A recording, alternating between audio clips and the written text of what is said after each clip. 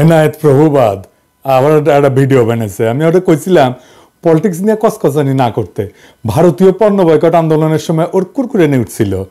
ব্যাপার না, বাতের রোগীদের যেমন আমাবস্যার পূর্ণিমা বাতের ব্যথা জায়গায় ওঠে, তেমনি প্রভুপাদের কিছু বিশেষ বিশেষ সময় কুরকুরে নিয়ে ওঠে।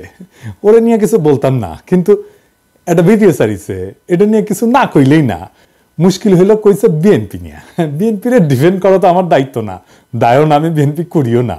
কিন্তু বিএনপি ব্যাশিং এর নামে কোন শয়তানিটা শ্রী শ্রী এনায়েত প্রভুপাত করতেছে সেটা দেখায় দেওয়া দরকার, কারণ এটা দেশের জন্য জাতির জন্য জরুরি। আমি ওরে প্রভুপাত বলি কারণ ও হইতেছে বিজেপির বুয়েট শাখার সভাপতি। বাংলাদেশে বিজেপির পলিসি পার্সু করে, ঠিক যেভাবে ভারতীয় পণ্য বয়কটের সময় আমাদের পিছে লাগিয়েছিল, এখন বিএনপির পিছে লাগিয়েছে। তো এটা এখন বিএনপির পিছে লাগা হচ্ছে এখন বিজেপির পলিসি। মানে বিজেপি এখন জানে যে আওয়ামী লীগ তো আসবে না, কিন্তু বিএনপি যেন না আসে ক্ষমতায়, এটাই হইতেছে বিজেপির পলিসি। ও যেটা বলতে চাচ্ছে সেটা হচ্ছে আওয়ামী লীগ খারাপ, অবশ্যই ঠিক আছে, বিএনপি একই রকম খারাপ। বিএনপি একই রকম খারাপ একটা দল, এই বিএনপিকে ক্ষমতা আসতে দেওয়া যাবে না, ফেয়ার এনাফ। তো প্রভুবাদ আওয়ামী লীগের আমলে আওয়ামী লীগের শাসন নিয়ে কি কথা কবে পারছিল আপনারাই বলেন? তখন কিন্তু গোয়ার গু শুকায় গুটা হয়ে গেছিল, সেই সাহস হয় নাই। এখন ওর পৌরুষ জেগে উঠছে, বিপ্লবী হয়েছে, এখন এসেছে বিপ্লবী সাজিতে। ওই সময় কি কি করেছিল আসেন দেখি।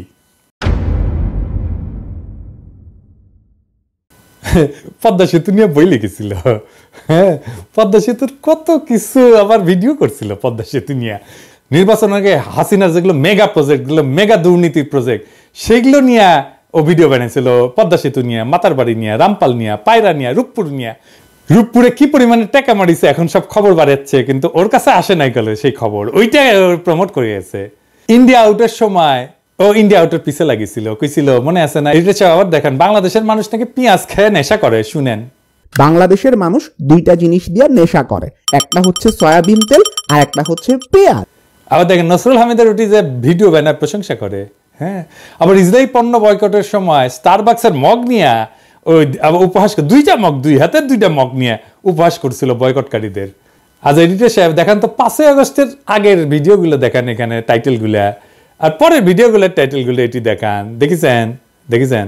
হ্যাঁ, বিপ্লবী পৌরুষ জায়গায় উঠেছে, বিপ্লবী হয়ে উঠেছে। আগে ছিল ধ্বজভঙ্গ, তারপরে 5ই আগস্টের পরে ওর পৌরুষ জায়গায় উঠেছে। তা আসেন ভিডিওর শুরুতে কি কইছে সেটা দেখি।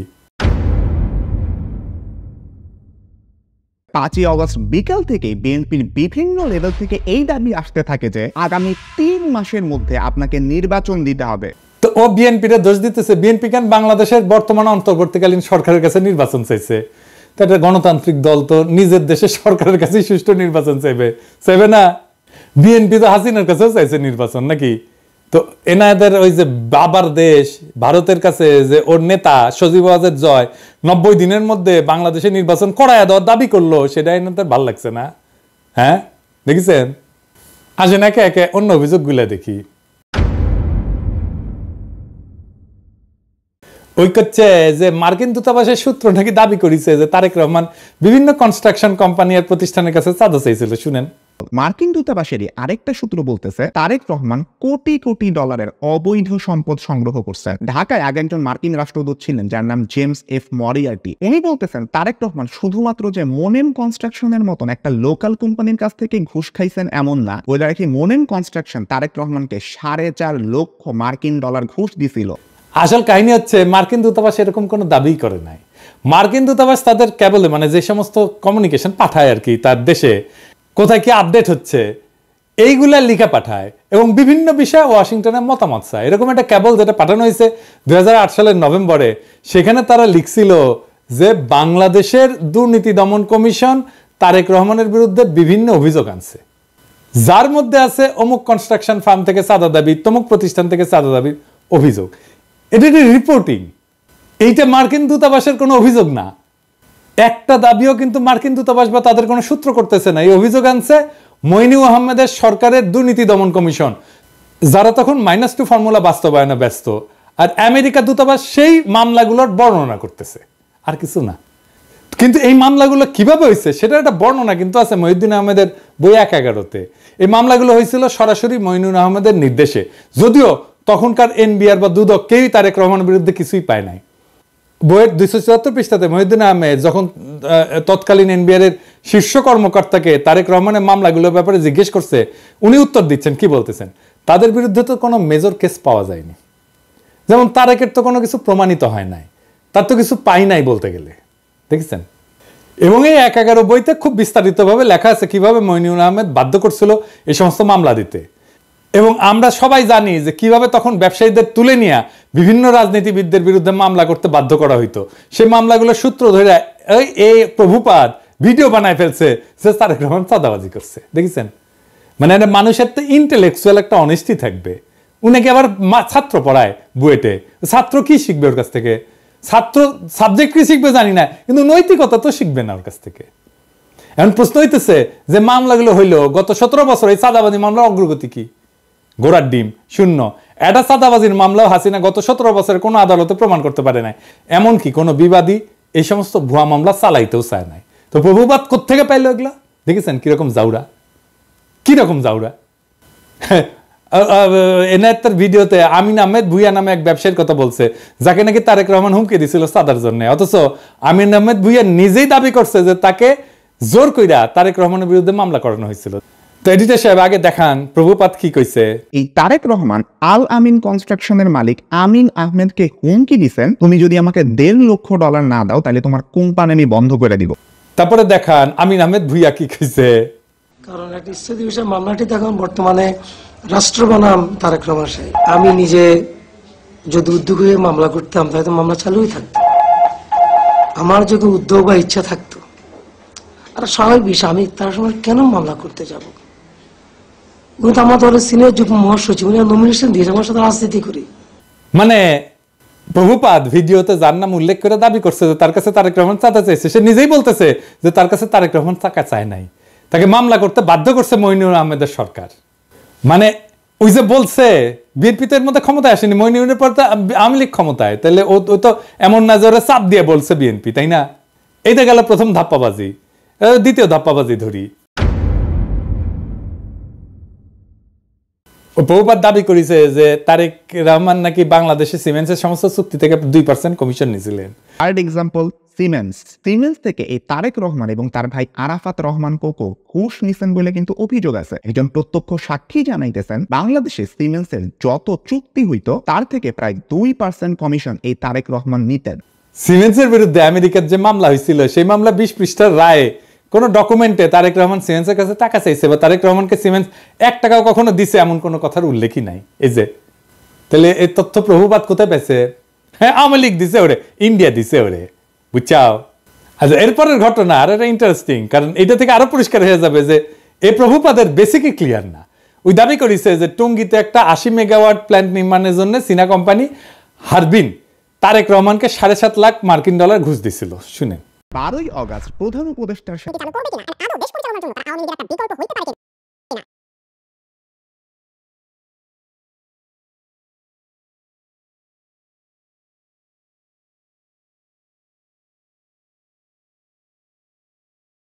আসল কথা হচ্ছে হারবিন একটা টেন্ডার প্রক্রিয়াতে সর্বনিম্ন বিডার হিসেবে 2002 সালে মনোনীত হয়েছিল। এই দরপত্র নিয়ে কোনো মামলা হয়নি কখনোই, তাই হারবিনকে কাজ দিতে তারেক রহমান ঘুষ নিছিল দাবি ভুয়া। কারণ যার টেন্ডার সর্বনিম্ন হয় সে তো এমনি কাজ পাবে। মামলাটা আসলে কি ছিল? মামলাটা ছিল হারবিন এবং তাদের বাংলাদেশের পার্টনার নির্মাণ কনস্ট্রাকশনের টঙ্গীর বেসিক শিল্পনগরীতে যে পাওয়ার প্ল্যান্ট বানানোর কাজ পায় সেটার ওয়ার্ক অর্ডার নিয়ে। খাদিজা বেগম গিয়াসউদ্দিন আল মামুনকে দিয়ে পাওয়ার প্ল্যান্টের ওয়ার্ক অর্ডারটা তাড়াতাড়ি বের করে আনে। তো এটা কনসালটেন্সি ফি হিসাবে কিছু টাকা দিছিল বলে খাদিজা বেগম নিজে দাবি করছে আদালতে। খাদিজা বেগম পুরা মামলা কোথাও বলেন নাই যে এই টাকা তারেক রহমান খাদিজা বেগমের কাছে চাইছে বা দিতে বাধ্য করছে। তাই 2013 সালে এই মামলায় তারেক রহমানের নাম ছিল, কিন্তু তারেক রহমানকে খালাস দেয় আদালত। মানে হাসিনার আমলে তারেক রহমান আদালত থেকে খালাস পায়, হাসিনার আমলে। কিন্তু যে বিচারক খালাস দেয় সে আবার খালাসের রায় দিয়ে দেশে থাকতে পারে নাই, তারা এসকে সিনহার মতো দেশ ছাড়া করে বাধ্য করা। উনি মানে ফিনল্যান্ডে আছেন।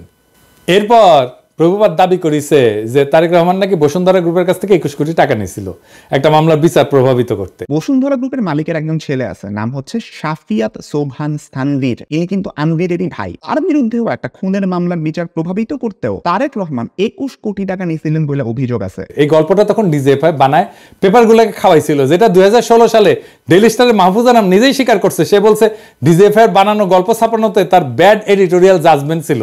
ভুয়া গল্পটা হাসিনার ইন্ডিয়ার দালাল এনায়েত আজকে ওই জেনজিদের খাওয়াইতে আসছে, কোনো ধরনের রিসার্চ না কইরাই। কিরকম জাউরা দেখেন। আকবর সোবহান সাহেবের ছেলেকে বাঁচানোর জন্য তারেক জিয়া এত কোটি টাকা দিচ্ছে, একদম ফিগারটা সব উল্লেখ ছিল, 50 কোটি টাকা দিচ্ছে। এটা খুব সুন্দর। তুমি প্রথমে তোমাকে বলতে হবে ডেইলি স্টারে ছাপা হয় না, শুধু প্রত্যেকটা কাগজে লিড করেছেন। না প্রত্যেকটা, আই ডোন্ট রিমেম্বার দ্যাট, না আমার মনে আছে না, এই প্রত্যেকটা কাগজে ওটা ছেপেছে। আমি মনে করি যে আমার সাংবাদিকতার সময়ে ওই সময়ে ডিজিএফআই এর দেওয়া নিউজ আনসাবস্টেন্টিয়েটেড, আমি যেটা ইন্ডিপেন্ডেন্টলি প্রমাণ করতে পারি নাই, ওটা আমি লিখেছি, ইন্ডিপেন্ডেন্টলি ভেরিফাই করতে পারছি না। কিন্তু তুমি যদি আমাকে জিজ্ঞেস করো আমার সাংবাদিক জীবনে, এডিটরের জীবনে ওটা হচ্ছে একটা বিরাট ভুল। আমি ভুল করেছি। ওই সময় ডিজিএফআই এর দেওয়া নিউজ আমার ছাপানো উচিত হয়নি। ইট ওয়াজ এ ব্যাড এডিটোরিয়াল জাজমেন্ট। আমি অপকটে স্বীকার করি। কিন্তু ঘটনা হচ্ছে যে যতগুলো দুর্নীতির অভিযোগ আনছে তারেক রহমানের বিরুদ্ধে, সবগুলো 111 সরকার, এবং 111 তো আপনারা জানেন এটা ইন্ডিয়ার সরকার ছিল, তাই না? এই 111 সরকার ইন্ডিয়া হাতে বাংলাদেশকে তুলে দেয়। এই যে ওই সময় 111 ডিজিএফআই মানে যারা আসলে ইন্ডিয়ার বানানো জিনিস, বানানো তরকারি খাওয়াইছিল, সেই জিনিসটা খাওয়াইতেছে প্রভুপাদ আইসকা জেনজিদের। এবার আসেন খাম্বানিয়া মিথ্যাচারের আলাপটা করি। ওই 111 সরকারের সময় খাম্বা দুর্নীতি সহ বিদ্যুৎ খাতের দুর্নীতি তদন্তে ওরিব ইউনিভার্সিটি বুয়েটের সাবেক ভিসি আব্দুল মতিন পাটোয়ারির নেতৃত্বে একটা তদন্ত কমিটি তৈরি করা হয়েছিল। সেই রিপোর্টটা পর্যন্ত এখনো প্রকাশ হয়নি। খোঁজ নিয়ে জানা যায় যে এই সময় 100 কোটি টাকা মূল্যের খুঁটি সংগ্রহ করছে এরকম 4টা প্রতিষ্ঠান ছিল। এর মধ্যে 3টাই ছিল আওয়ামী লীগ সমর্থিত ঠিকাদারি প্রতিষ্ঠান। এই 5 বছরে আরইবির মোট খুঁটির বেশিরভাগ সরবরাহ করে আওয়ামী লীগ সরকারের সমর্থক ব্যবসায়ী কাজী শাহাদ আহমেদের মালিকানাধীন জেনকম গ্রুপের 5টা প্রতিষ্ঠান। এই গ্রুপ একাই 511 কোটি 30 লাখ টাকার কাজ পায়। এছাড়া আওয়ামী লীগ সরকারের সময় আরইবির খুঁটির পুরাটাই যোগান দেয় এই প্রতিষ্ঠান। 2002 থেকে 2003 সাল বিএনপি সমর্থিত ঠিকাদারদের ছোট ছোট আরো কয়েকটা প্রতিষ্ঠান কাজ পেলেও 100 কোটি টাকার মতো কাজ করছে গিয়াসউদ্দিন আল মামুনের মালিকানাধীন খাম্বা গ্রুপের 2টা প্রতিষ্ঠান। তবে জোট সরকারের 5 বছরের প্রথম 1 বছর এই প্রতিষ্ঠান কিন্তু কোনো কাজ পায়নি। জোট সরকারের 5 বছরে আরইবির লাইন অধিগ্রহণের আওতায় মোট 879 কোটি 31 লাখ 22 হাজার টাকার কংক্রিট খুঁটি কেনা হয়। এর মধ্যে জেমকন গ্রুপের 5টা প্রতিষ্ঠান খুঁটি সরবরাহ করে 511 কোটি 30 লাখ টাকার, কনফিডেন্স গ্রুপ সরবরাহ করে 119 কোটি 79 লাখ টাকার খুঁটি, খাম্বা গ্রুপের 2টা প্রতিষ্ঠান সরবরাহ করে 102 কোটি 10 লাখ টাকার খুঁটি। এবার এই যে সে পাশে লেখেন তো, কন্টেক্ট গ্রুপ সরবরাহ করে 85 কোটি 4 লাখ টাকার। এছাড়া টেস্কো পাওয়ার লিমিটেড 24 কোটি, রয়্যাল গ্রিন 13 কোটি, লুমেক রুম্বার 20 কোটি এবং অন্য একটা প্রতিষ্ঠান নাম ভুলে গেছি 25 লাখ টাকার একটা খুঁটি সরবরাহ করে। 2003-04 সালে আরইবির মোট খাম্বা কেনে 214 কোটি টাকার। এর মধ্যে জেমকন 104 কোটি, মানে অর্ধেকেরই। খাম্বা 41 কোটি, কনফিডেন্স 31 কোটি, কন্টেক্ট 26 কোটি, টেস্কো পাওয়ার 20 কোটি, রয়্যাল গ্রিন 5 কোটি টাকার কাজ পায়। 2004-05 সালে আরইবির মোট খুঁটি কেনে 194 কোটি টাকা। এর মধ্যে জেমকন 87 কোটি টাকা, খাম্বা মাত্র 29 কোটি, কনফিডেন্স 27 কোটি, কন্টেক্ট 21 কোটি, রয়্যাল গ্রিন 5 কোটি টাকা, অন্য একটা কোম্পানি 2 কোটি টাকার কাজ পায়। 2005-06 সালে 127 কোটি টাকা কাজের মধ্যে জেমকন 68 কোটি, খাম্বা 25 কোটি, কনফিডেন্স 25 কোটি, কন্টেক্ট 11 কোটি, রয়্যাল গ্রিন 2 কোটি টাকার কাজ পায়। তাহলে দেখা যাচ্ছে খাম্বার সাথে দুর্নীতিতে ওতপ্রোতভাবে জড়িত ছিল আওয়ামীপন্থী ব্যবসায়ী কাজী শাহাদের জেমকন গ্রুপ, তাই না? হিসাবটা কি বলে? হিসাব তো পাক্কা হিসাব, আপনি নিয়ে আসতে পারেন, এখনো নিয়ে আসতে পারেন, এইসব তো সরকারের কাছেই আছে। তো খাম্বা কি প্রভুপাত্তর পাশায় ঢুকাইছে? হ্যাঁ, খাম্বা বেচলো আওয়ামী লীগ আর প্রভুপাদের পশ্চাতে ঢুকলো বিএনপির খাম্বা। হ্যাঁ, এবার আসেন জিয়া অরফানেজ ট্রাস্ট নিয়ে কথা কই। 6 number example, Zia orphanage trust fund আছে যেখানে এতিমদের জন্য টাকা আসে। ওই ফান্ডের অ্যাকাউন্ট থেকেও 2 কোটি টাকা হাতায় আনেন এই তারেক রহমান। উনি তার নিজ শহর বগুড়াতে একটা জমি কেনার জন্য এই ট্রাস্টের তহবিলের টাকা ইউজ করে। ওই দাবি করেছে যে জিয়া অরফানেজ ট্রাস্ট ফান্ডের অ্যাকাউন্ট থেকে 2 কোটি টাকা হাতায় নিয়ে তারেক রহমান বগুড়া একটা জমি কিনছিল। সত্য ঘটনা হচ্ছে তারেক রহমান কোনো টাকা হাতায় নিয়ে জমি কেনে নাই। এই জমি কেনা হয়েছিল জিয়া অরফানেজ ট্রাস্টের নামে। দেখেন, যেটাই মামলার রায় বলা আছে, তারেক রহমান অরফানেজ ট্রাস্টের টাকায় নিজের নামে কোনো জমি কেনে নাই। এটা হাসিনার আদালতও বলে নাই, কোনোদিন দাবিও করে নাই, কিন্তু হাসিনা আর ইন্ডিয়ার দালাল এনায়েত প্রভুপাদ দাবি করিচ্ছে। এবার আসেন রাজনৈতিক ষড়যন্ত্র নিয়ে আলাপ করি। দ্বিতীয় এক্সাম্পল, 10 ট্রাক অস্ত্র। বাংলাদেশের ইতিহাসে সর্ববৃহৎ অস্ত্র আর গোলা বারুদের চালান আটক করা হয় 2004 সালের 1 এপ্রিল রাতে। তো প্রভুপাদ হঠাৎ কইরা দুর্নীতি বিশেষজ্ঞ থেকে রাজনৈতিক ষড়যন্ত্র বিশেষজ্ঞ হয়ে গেল। ব্যাখ্যা করতে আসছে 10 ট্রাক অস্ত্র মামলা নিয়ে। তো 10 ট্রাক অস্ত্র মামলার ব্যাপারে আমাদের প্রভুপাদের দেখা যাচ্ছে যে আমাদের দেশের মানুষের উপরে ভরসা কম, তাই সব সূত্র হচ্ছে ভারতীয় গোয়েন্দারা, যারা 10 টাকা অস্ত্রের দোষ চাপায় বাংলাদেশকে বিপদে ফেলতে বদ্ধপরিকর ছিল। এখানে যদি বিএনপির কোনো ভুল থাকে তাহলে কি বর্তমান অন্তর্বর্তীকালীন সরকারের প্রধান উপদেষ্টা ডক্টর ইউনূসকে একইভাবে দোষারোপ করা যাবে না? উনিও তো ভারতের টিভি মিডিয়া এনডিটিভির সাথে সাক্ষাৎকারে বলছেন বাংলাদেশকে ভারত অস্থিতিশীল করতে চাইলে ভারতের 7 সিস্টার অক্ষত থাকবে না, বলছে না? তাইলে ভারতকে চাপে রাখার ব্যাপারে পররাষ্ট্রনীতি কি বিএনপির ভুল ছিল? এই নীতির কারণে বিএনপির ভোট পেতে বাধা থাকবে কেন? আবার নিজেই বলছে যে বিএনপি ক্ষমতা আঁকড়ে ধরে রাখতে চায়নি। সেটা কি প্রমাণ করে না যে বিএনপি গণতন্ত্র চাইছে বারবার? আমরা এই প্রসঙ্গে পরে আসবো। এরপর সে ব্যাখ্যা করতে গেল 21 আগস্টে গ্রেনেড হামলা। এও দাবি করেছে যে মুফতি হান্নান নাকি 2004 সালের 14 আগস্ট হাওয়া ভবনে বসে পরিকল্পনা করছে। আমরা 21 আগস্ট বোমা হামলা। ডেইলি স্টারের 2009 সালের একটা রিপোর্টের মতে 2004 সালের 14 আগস্ট রাতে হাওয়া ভবনে বসে স্বরাষ্ট্র প্রতিমন্ত্রী বাবর, উপমন্ত্রী পিন্টু সহ জঙ্গি সংগঠন হুজির নেতারা বৈঠক করে শেখ হাসিনাকে গ্রেনেড হামলার মাধ্যমে মেরে ফেলার পরিকল্পনা করে। তো এইবার একটু মুফতি হান্নানের জবানবন্দিটা দেখি তো। মুফতি হান্নান 21 আগস্টের গ্রেনেড হামলার ব্যাপারে 2টা জবানবন্দি দিয়েছে। প্রথমটা 2007 সালে, যেটার ভিত্তিতে মামলা বিচার শুরু হয়ে গেছিল, কিন্তু সেই জবানবন্দিতে তারেক রহমানের হাওয়া ভবনের নাম নিশানাও ছিল না। এই জন্য শেখ হাসিনা 2009 সালে মুফতি হান্নানকে রিমান্ডে নিয়ে নির্যাতন করিয়া তারেক রহমানের হাওয়া ভবনের নাম বের করার দায়িত্ব দেয় তার বিশ্বস্ত দালাল আব্দুল কাহার আকন্দকে। এরপরে 120 দিন রিমান্ডে নির্যাতনের পর মুফতি হান্নানকে দিয়া জোর কইরা 2011 সালে বলানো হয় যে এই হামলার আগে সে হাওয়া ভবনে তারেক রহমানের সাথে দেখা করছিল। এই জন্য 2024 সালের নির্বাচনে আব্দুল কাহার আকন্দকে হাসিনা নৌকা মার্কা প্রার্থী করে। এই দেখেন, এই নির্বাচনে আওয়ামী লীগ থেকে আমাকে নৌকা মার্কা প্রদান করা হয়েছে। আমাদের জাতির জনক বঙ্গবন্ধু শেখ মুজিবুর রহমান ও তার পরিবারের সকল সদস্য, একমাত্র মাননীয় প্রধানমন্ত্রী শেখ হাসিনা এবং তার বোন শেখ রেহানা বাদে সবাইকে হত্যা করা হয়েছে। এমনকি 10 বছরের শিশু রাসেলকেও হত্যা করা হয়েছে। আপনারা জানেন 21 বছর সংগ্রাম করে এই মাননীয় প্রধানমন্ত্রী 1996 সালে আবার ক্ষমতায় আসেন। ক্ষমতায় আসার পর বঙ্গবন্ধু হত্যা মামলা রুজু হয়। এতদিন এই হত্যা মামলা রুজু করতে দেওয়া হয়নি এবং সেই মামলার তদন্তভার আমাকে দেওয়া হয়। সেই মামলাটিও আমি পরবর্তী তদন্ত করি এবং সঠিক পথে নিয়ে আসি। এই সমস্ত মামলা করার কারণে আমাদের আওয়ামী লীগ, যেটা একটি পুরাতন দল, সেই আওয়ামী লীগকে ধ্বংসের মুখ থেকে রক্ষা করা সম্ভব হয়েছে এবং আওয়ামী লীগের রাজনীতিকে টিকিয়ে রাখার ব্যবস্থা করা হয়েছে। আমাদের মাননীয় প্রধানমন্ত্রী আমাকে নৌকা মার্কা দিয়েছেন। এইদিকে মুফতি হান্নান এই জবানবন্দি দেওয়ার সাথে সাথে প্রত্যাহারেরও কিন্তু আবেদন করে।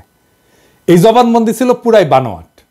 আপনি বলবেন যে আপনি বললেই বানোয়াট হয়ে যাবে। আছে না, একটা জিনিস দেখি, মজার জিনিস। এটা বানোয়াট কেন? মুফতি হান্নান কবে কত তারিখে হাওয়া ভবনে তারেক রহমানের সাথে দেখা করতে গেছিল সেটা মনে করতে পারে নাই, তাই তার সাক্ষ্যে লেখা ছিল তারিখ এবং সময় মনে পড়ছে না। অথচ হাওয়া ভবনে তার বৈঠক ছাড়া বাকি সমস্ত ঘটনার তারিখ সহ বিস্তারিত বর্ণনা করছে মুফতি হান্নান। শুধু হাওয়া ভবনের মিটিংটার তারিখ তার মনে নাই।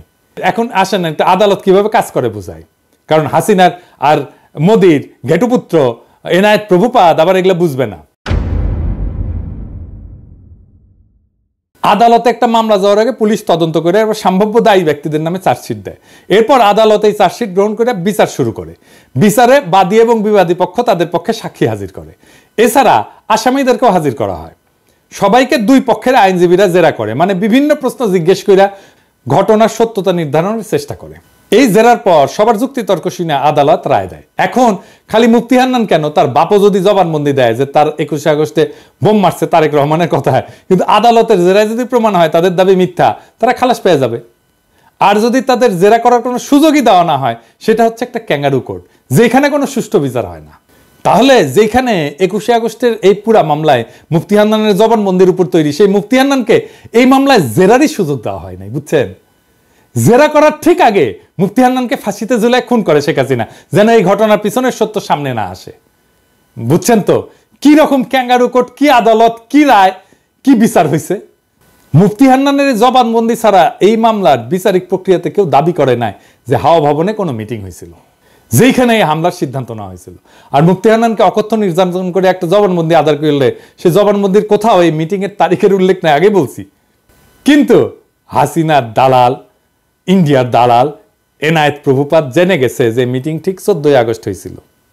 শুনেন, ডেইলি স্টারের 2009 সালের একটা রিপোর্টের মতে 2004 সালের 14 আগস্ট রাতে হাওয়া ভবনে বসে স্বরাষ্ট্র প্রতিমন্ত্রী বাবর, উপমন্ত্রী পিন্টু সহ জঙ্গি সংগঠন হুজির নেতারা বৈঠক করে শেখ হাসিনাকে গ্রেনেড হামলার মাধ্যমে মেরে ফেলার পরিকল্পনা করে। কই পাইছে? প্রমাণ দেখাইতে পারবো? ওকে বলবেন প্রমাণ দেখাইতে।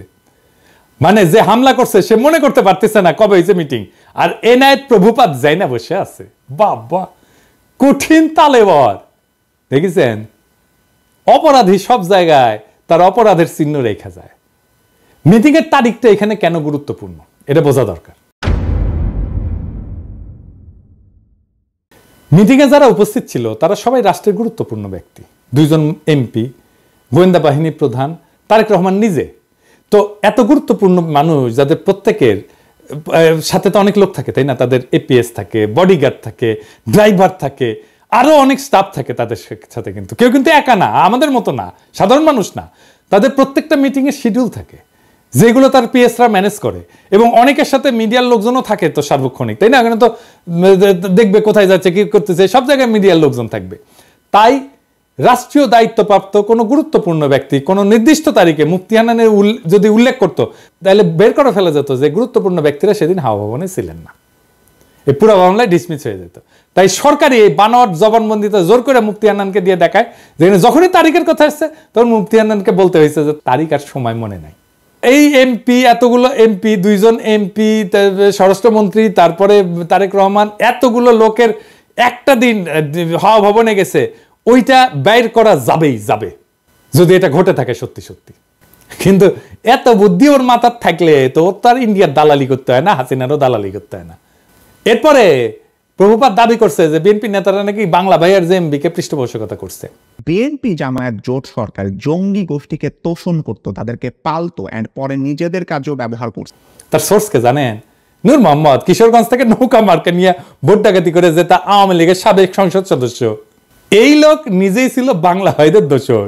আলী রিয়াজের যে Islamic militancy Bangladesh complex web, এই বইয়ের 52 পৃষ্ঠায় উল্লেখ আছে নূর মোহাম্মদ 2004 সালে রাজশাহী রেঞ্জের ডিআইজি হিসেবে গণমাধ্যমকে বলছিল যে বাংলা ভাই এবং তার বাহিনী বামপন্থী সরবরাহদের ধরতে সাহায্য করছে, এবং তিনি নিজেই স্থানীয় পুলিশ বাহিনীকে নির্দেশ দিয়েছেন তাদের সহায়তা করতে। তাহলে দেখেন বাংলা ভাই আসলে কারা সাহায্য করছে। তো এইসব কইরা বিএনপিকে বিপদে ফেলে আওয়ামী লীগের নমিনেশন যেটা ভোট ডাকাতকে সূত্র ধরে এনায়েত প্রভুপাত বলতেছে যে বিএনপির নেতারা নাকি জঙ্গিদের পৃষ্ঠপোষকতা দিচ্ছে। তবে এটা সত্য যে জেএমবির এই ঘটনা বিএনপির ক্ষমতা হারানোর কারণ। কিভাবে এটা একটু দেখি। একটা রাষ্ট্রে বল প্রয়োগের একচেটিয়া কর্তৃত্ব থাকে আর কারণ না, রাষ্ট্রের কাছে। এই কর্তৃত্ব আর কারো কাছে চলে গেলে বল প্রয়োগের দ্বিতীয়, তৃতীয়, চতুর্থ যদি জিনিস তৈরি হয়ে যায় তাহলে রাষ্ট্র ক্ষমতাহীন হয়ে যায়। হাসিনার পুলিশ আমাদের মারবে, এটাই নিয়ম। যতদিন আমাদের একচেটিয়াভাবে মারতে পারবে ততদিনই হাসিনার ক্ষমতা। আমরা যখন ঠোলা মেয়েটা ঝুলে রাখতে পারলাম না তখনই হাসিনা পলাইলো, বুঝছেন? তা খালেদা জিয়া সরকার ক্ষমতায় যেখানে বাংলা ভাই প্যারালাল একটা বল প্রয়োগ করে, তাহলে খালেদা জিয়ার ক্ষমতা কোথায় থাকে? থাকে না তো। রাষ্ট্রের 2টা ক্ষমতা থাকে না, এক বনে 2 বাঘ থাকে না, এক বনে একটাই বাঘ থাকে। আমরা বাঘ হয়ে উঠতে পারছিলাম জন্যই হাসিনা পলাইছে, বুঝছাও? বাংলা ভাই ওইখানে তাণ্ডব করতেছে, আর বিএনপির মন্ত্রীরা বলতেছে বাংলা ভাই মিডিয়ার সৃষ্টি। এটা তো বিএনপির দোষ। যদিও 2005 সালে 17 আগস্ট জেএমবি আত্মপ্রকাশ করে, তারপরে 1 বছরের মাথায় জঙ্গি সংগঠনের সমস্ত নেতাকে গ্রেপ্তার করে পুরো সংগঠনটা ভেঙে দেওয়া হয়। এটা নিয়ে টাইম ম্যাগাজিন একটা প্রচ্ছদ প্রতিবেদনও করে, কিন্তু ড্যামেজ যা হওয়ার তা হয়ে গেছে ততদিনে। গ্রেনেড হামলা নিয়ে কথাটা বলি, যে গ্রেনেড হামলা নিয়ে বিএনপির লোকেরা নানা কথা বলে হাসিনায় তদন্ত করতে দেয় না, কিন্তু এটাও সত্য। জজমিয়া নাটক কিন্তু বিএনপির আমলে হয়েছিল। গ্রেনেড হামলা একটা বিশ্বাসযোগ্য তদন্ত করতে না পারার দায় বিএনপির, এটা আমি আগেও বলছি, এখনো বলতেছি। আরো আরো বিএনপির আরো সমস্যা আছে। র্যাব বানানো হয়েছে, এটা বিএনপির একটা মারাত্মক ভুল। বিএনপি আমলে র্যাব বিচার বহির্ভূত হত্যাকাণ্ড শুরু করে, এইটা মানবাধিকার লঙ্ঘন, এর দায় বিএনপি। এবং এখনো পর্যন্ত বিএনপি যে এটা ভুল কাজ ছিল সেটা স্বীকার করে না। দেশের আভ্যন্তরীণ আইন শৃঙ্খলাটা মিলিটারি ইস্যু না রে বাবা, এইটা মিলিটারি দিয়ে এই কাজ করতে পারবেন না। এখন মাঠে মিলিটারি আছে, পুলিশের কাজ করতেছে, এটাও মিলিটারির কাজ না। ওদের যত দ্রুত সম্ভব ক্যান্টনমেন্টে ফিরে যাওয়া উচিত। এবার আসেন 15 ফেব্রুয়ারি নির্বাচন নিয়ে। 1996 সালে 15 ফেব্রুয়ারি নির্বাচনের ভুল প্রেক্ষাপট বর্ণনা করছে। বাস্তবতা হচ্ছে যে বিএনপি জনগণের দাবি মেনে নিয়ে তত্ত্বাবধায়ক সরকারের অধীনে নির্বাচন দিতে চাইছিল, কিন্তু সংবিধান সংশোধনের জন্য যথেষ্ট সংখ্যক সংসদ সদস্য ছিল না, কারণ আওয়ামী লীগ জামাত সহ সকল দলের সংসদ সদস্য সংসদ থেকে পদত্যাগ করছিল। সেই জন্য 15 ফেব্রুয়ারি নির্বাচনটা দিতে হয়েছিল। 15 ফেব্রুয়ারি নির্বাচনের মাধ্যমে নতুন সংসদ তত্ত্বাবধায়ক সরকারের বিল পাস করে বিএনপি পদত্যাগ করছিল। এটা তো একটা নিয়মের কারণে, নিয়ম রক্ষার জন্য করছিল। বিএনপির সেন্সেবল আচরণের কারণেই 1996 সালে 116 জন আসন নিয়ে বিরোধী দলের আসনে বসতে পারছিল। সরকার যদি এতই খারাপ চালে তো এত আসন পাইতো না, তো যেটা আওয়ামী লীগের সাথে 2001 সালে ঘটছিল। কিন্তু এখন প্রভুপাতকে বলতে হবে, বিএনপি আমলকে আয়না ঘটছিল? কোন আন্দোলনে 2 সপ্তাহে 1000 মানুষ মারা গেছে, হেলিকপ্টার থেকে গুলি করা হয়েছে, স্নাইপার দিয়ে গুলি করা হয়েছে, সরাসরি বুকে গুলি করা হয়েছে, মাথায় গুলি করা হয়েছে স্নাইপার দিয়ে। বাংলাদেশকে ভারতের উপনিবেশ বানানো হয়েছে বিএনপির আমলে। বাংলাদেশের রাজনীতিতে ভারত হস্তক্ষেপ করছে, পরপর 3 টার্মে ভোট দেওয়া বন্ধ করে দিছে, লক্ষ কোটি টাকা পাচার হয়েছে, একটা গুমের ঘটনা ঘটছে, লাখ লাখ লোককে দেশান্তরী হইতে হয়েছে আমার মতো, নাকি বিপ্লব হয়েছে এরকম বিএনপি সরকারকে উৎখাতের জন্য? বিএনপি সরকারের বিরুদ্ধে কথা বলার জন্য পিটায় মারা হয়েছে কখনো? আওয়ামী লীগ ফ্যাসিবাদ কায়েম করছে, বিএনপি কখনো ফ্যাসিবাদ কায়েম করছে? বিএনপি 57 জন সেনা অফিসারকে মারছে বিদ্রোহের নামে? বিএনপি রাতের আধারে আলেমদের মাইরা লাশ গুম করছে? বিএনপি আমলে দুর্ভিক্ষ হয়েছে? এরপরে বলে বিএনপি আওয়ামী লীগ এক। স্বাধীনতার পর আওয়ামী লীগ 25 বছর শাসন করছে, বিএনপি করছে 15 বছরের মতো। আওয়ামী লীগ মাত্র একবার শান্তিপূর্ণভাবে ক্ষমতা হস্তান্তর করছে, 2 বার তাকে নির্বাচন দিয়ে হটানো যায় না, রক্তাক্ত বিপ্লব করে হটাইতে হয়েছে। হ্যাঁ, সালের আমি জাউরার সিল দেই নাই না? হ্যাঁ, দেন এডিটরশিপ দেন, জাউরার সিল দিয়ে দেন, 2 বার দেন, 3 বার দেন। 111-এর একটা পলিসি ছিল -2, মানে হাসিনা খালেদা দুইটাই বাদ, কিন্তু আসলে ওইটা -1, মানে Hasina in Khaleda out. BNP জামাতকে ক্ষমতায় আসতে দেওয়া যাবে না, এটা ইন্ডিয়ান লাইন, এটা বিজেপি কংগ্রেস সবার লাইন। কারণ বিএনপি জামাত ক্ষমতায় থাকলে ইন্ডিয়ার বাংলাদেশে ভাত নাই। ভারতীয় পণ্য বয়কটে ভারতকে বাঁচাইতে আসছিল প্রভুপাত, এখন আওয়ামী লীগের পতনে ইন্ডিয়াকে বাঁচাইতে আসছে প্রভুপাত। কারণ ইন্ডিয়া জানে যে আওয়ামী লীগের জিন্দগিতে ক্ষমতায় আসতে পারবে না। বাংলাদেশে ইন্ডিয়ার অনেক সফট অ্যাসেট আছে, এই প্রভুপাত তার মধ্যে একটা, ইন্ডিয়ার সফট অ্যাসেট। এরকম আরো অ্যাসেটকে মাঠে নামাবে ইন্ডিয়া, এই যে রোকে অ্যাপ্রাজি আর একটা সফট অ্যাসেট। তবে প্রভুপাত তোমার ইন্ডিয়ান সফট অ্যাসেট মার্ক করে রাখলাম, যেদিন ভারতীয় পণ্য বয়কটের পিছিয়ে লাগছো সেদিনই মার্ক করে রাখছি। আমার মার্ক করা ভুল হয় না, বুঝছাও? তো একটা জিনিস জানো, কয়া রাখি, বাঘে শুইলে 18 গা, ঠোলায় শুইলে 36 গা, আর পিনাকি শুইলে জয় বাংলা।